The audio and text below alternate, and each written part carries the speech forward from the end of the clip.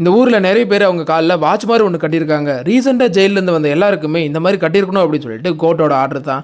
Hero வந்து இந்த கம்பெனியில் தான் வேலை பார்த்துட்டு இருக்கான். யாரோட சார்ஜாவது குறைஞ்சாலோ லொக்கேஷன் மாறி போனாலோ கால் பண்ணி இன்ஃபார்ம் பண்ணுறது தான் ஹீரோட வேலை. ஒரு நாள் அவனோட கம்ப்யூட்டரை பார்க்குறான். ஷின்யான் அப்படின்றவன் சார்ஜ் போடாமல் இருக்கான். அதனால் இவனும் ரிப்பீட்டடாக கால் பண்ணிக்கிட்டே இருக்கான். ஆனால் அவன் எடுக்கவே மாட்டேங்கிறான். நடந்த விஷயத்தெல்லாம் இவனோட ஹெட்டுக்கிட்ட போய் சொல்கிறான். அவனும் வந்து இதை கேட்டு பார்த்துட்டு கிளம்பு அப்படின்னு சொல்லிட்டு ரெடியாகி கிளம்பிட்டு இருக்காங்க.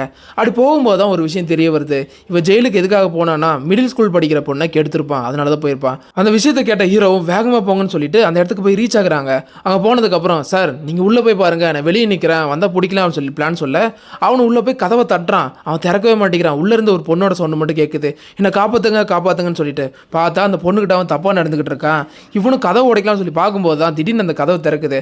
கத்தி எடுத்துக்கிட்டு அவன் வந்து வெளியே குதிக்கிறான். ஆனால் அந்த இடத்துல தான் ஹீரோ இருக்கான்ல, வாடா வாடான்னு சொல்லிட்டு ஓங்கி ஒரே இடத்து தான் கொட்டெல்லாம் கலங்கி அப்படி குனிஞ்சு நிற்கும் போது ஷாக் கொடுக்குற மாதிரி ஒரு பொருள் இருக்குது. அதே ஷாக் கொடுக்க அங்கேயே அவன் மயங்கி விழுந்துருவான். இந்த மாதிரி பொருள் இந்தியாவில் இருந்தால் எப்படி இருக்கும்னு சொல்லி கமெண்ட் பண்ணுங்கள்.